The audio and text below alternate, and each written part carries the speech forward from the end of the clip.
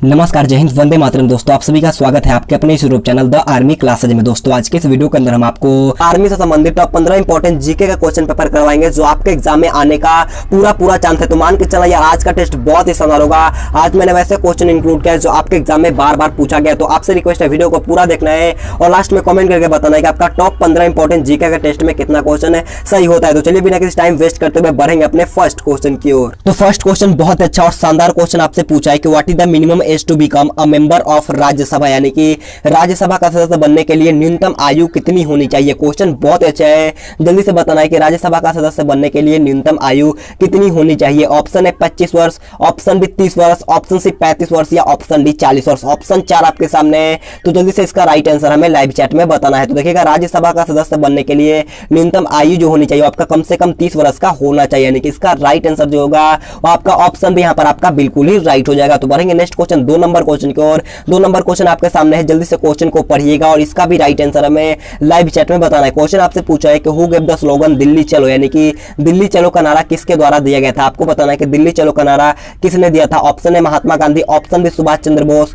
Option C Rabindranath Tagore या option D चक्रवर्ती राजगोपालाचारी। तो जल्दी से इसका राइट आंसर हमें लाइव चैट में बताना है। तो देखिए दिल्ली चलो का नारा जो दिया गया था वो आपका सुभाष चंद्र बोस के द्वारा दिया गया था, यानी कि इसका राइट आंसर जो होगा आपका ऑप्शन बी बिल्कुल ही राइट हो जाएगा। अगर आपसे क्वेश्चन पूछता है कि करो या मरो का नारा किसके द्वारा दिया गया था, तो करो या मरो का नारा जो दिया गया था आपका महात्मा गांधी के द्वारा दिया गया था। इसे भी आपको ध्यान में रख लेना है। तो बढ़ेंगे नेक्स्ट क्वेश्चन 3 नंबर क्वेश्चन को। 3 नंबर क्वेश्चन आपके सामने है। क्वेश्चन आप लोगों से पूछा है कि the city of Srinagar is situated on the banks of which river, यानी कि श्रीनगर शहर जो है आपका किस नदी के किनारे बसा है। क्वेश्चन बहुत अच्छा है, बहुत बार पूछा जा चुका है। तो जल्दी से बताना है कि श्रीनगर शहर जो होता है आपका किस नदी के किनारे पर बसा है। ऑप्शन है Beas, option B Sutlej, option C Jhelum या ऑप्शन डी गंगा। तो जल्दी से इसका राइट आंसर हमें लाइव चैट में बताना है। तो देखिए श्रीनगर शहर जो होता है वो आपका झेलम नदी के किनारे पर बसा है, यानी कि इसका राइट आंसर जो होगा आपका ऑप्शन से बिल्कुल ही राइट हो जाएगा। अगर आपसे क्वेश्चन पूछता है कि पटना जो होता है वो कौन से नदी के किनारे पर बसा है, तो पटना और कानपुर जो होता है आपका गंगा के किनारे पर बसा है। इसे भी आपको ध्यान में रखना है। तो बढ़ते हैं 4 नंबर क्वेश्चन को। 4 नंबर क्वेश्चन बहुत अच्छा और शानदार क्वेश्चन पूछा है कि which river is called the morning of China, यानी कि किस नदी को चीन का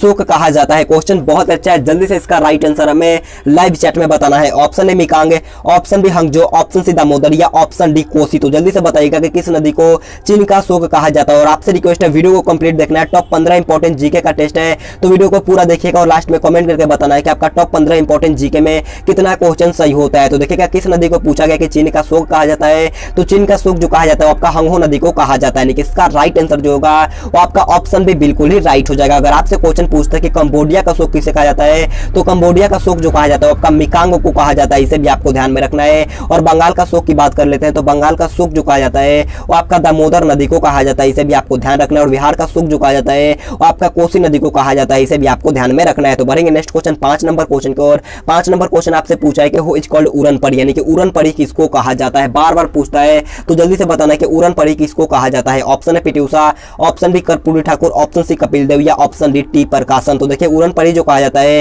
वो आपका पीटी उषा को कहा जाता है, यानी कि इसका राइट आंसर जो होगा आपका ऑप्शन है बिल्कुल ही राइट हो जाएगा। अगर आपसे क्वेश्चन पूछता है कि जननायक किसे कहा जाता है, तो जननायक जो कहा जाता है आपका कर्पूरी ठाकुर को कहा जाता है। इसे आपको नोट करना है। और हरियाणा हरिकेन के नाम से जाना जाता है आपका कपिल देव को जाना जाता है। इसे भी आपको ध्यान रखना है। और आंध्र केसरी की बात कर लेते हैं, तो आंध्र केसरी जो कहा जाता है वो आपका टी प्रकाशम को कहा जाता है। इसे भी आपको नोट करना है। तो बढ़ते हैं नेक्स्ट क्वेश्चन 6 नंबर क्वेश्चन को। 6 नंबर क्वेश्चन बहुत अच्छा क्वेश्चन आपसे पूछा है कि which sport is related to the Wimbledon trophy, यानी कि विंबलडन ट्रॉफी का संबंध किस खेल से है। जल्दी से इसका राइट आंसर हमें लाइव चैट में बताना है। ऑप्शन 4 आपके सामने है। ऑप्शन यहाँ पर आपका क्रिकेट है, option B golf, option C lawn tennis या ऑप्शन डी बास्केटबॉल। तो जल्दी से इसका राइट आंसर हमें लाइव चैट में बताना है। तो देखिए विंबलडन ट्रॉफी का संबंध जो होता है वो आपका लॉन टेनिस से होता है, यानी कि इसका राइट आंसर जो होगा आपका ऑप्शन से बिल्कुल ही राइट हो जाएगा। तो बढ़ेंगे नेक्स्ट क्वेश्चन 7 नंबर क्वेश्चन को। 7 नंबर क्वेश्चन आपके सामने है। क्वेश्चन को जल्दी से पढ़िएगा और इसका भी राइट आंसर हमें लाइव चैट में बताना है। क्वेश्चन आपसे पूछा है कि Hyderabad is situated on the bank of which river, यानी कि हैदराबाद किस नदी के किनारे पर अवस्थित है। क्वेश्चन बहुत ही लाजवाब है, जल्दी से बताना है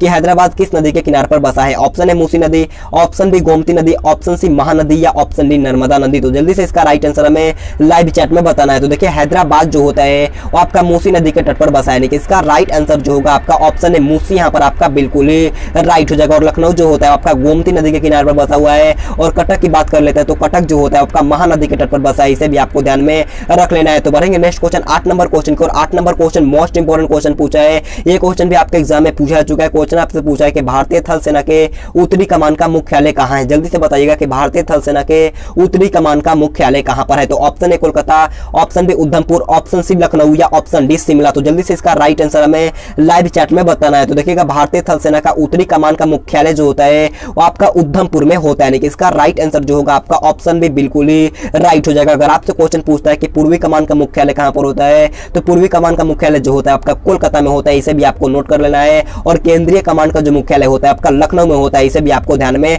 रख लेना है। तो बढ़ेंगे नेक्स्ट क्वेश्चन 9 नंबर क्वेश्चन को। 9 नंबर क्वेश्चन आपके सामने है। क्वेश्चन आपसे पूछा है कि who are the first Indian to receive Magsaysay award, यानी कि मैग्सेसे अवार्ड पाने वाले प्रथम भारतीय कौन थे? जल्दी से बताइएगा कि मैग्सेसे अवार्ड पाने वाले प्रथम भारतीय कौन थे? ऑप्शन 4 आपके सामने है, तो जल्दी से बताइएगा इस क्वेश्चन का राइट आंसर क्या होगा। तो देखिए मैग्सेसे अवार्ड पाने वाले प्रथम भारतीय जो थे वो आपका आचार्य विनोबा भावे थे, यानी कि इसका राइट आंसर जो होगा आपका ऑप्शन से बिल्कुल ही राइट हो जाएगा। तो दोस्तों मैं आप सभी को बताना चाहूंगा, अगर किसी भी एग्जाम का अच्छे से प्रिपरेशन करना है तो सबसे जरूरी है टेस्ट सीरीज लगाना। आप कितना भी कॉन्सेप्ट क्यों ना लगा लो, पर जब तक टेस्ट नहीं लगाओगे प्रिपरेशन आपकी अधूरी ही रह जाएगी। टेक्स्ट बुक जो कि मार्केट लीडर है टेस्ट सीरीज में, जिसका टेस्ट सीरीज 1 करोड़ से ज्यादा स्टूडेंट अभी तक लगा चुके हैं, उन्होंने आपके लिए लाया है बहुत ही शानदार टेस्ट सीरीज है। दोस्तों टेक्स्टबुक.com और टेक्स्टबुक ऐप पे आपका लेटेस्ट इंडियन आर्मी सोल्जर का कई अलग टेस्ट सीरीज चल रहा है, जैसे कि आपके फोन की स्क्रीन पर शो भी कर रहा होगा। अगर आपका trade Indian army soldier clerk है तो आपको 9 टोटल टेस्ट पेपर मिलेगा।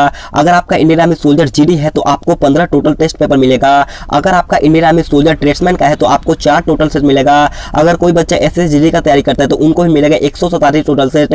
अगर आपका ट्यूटोरियल आर्मी का भर्ती है तो आपको 6 टोटल टेस्ट पेपर मिलेगा।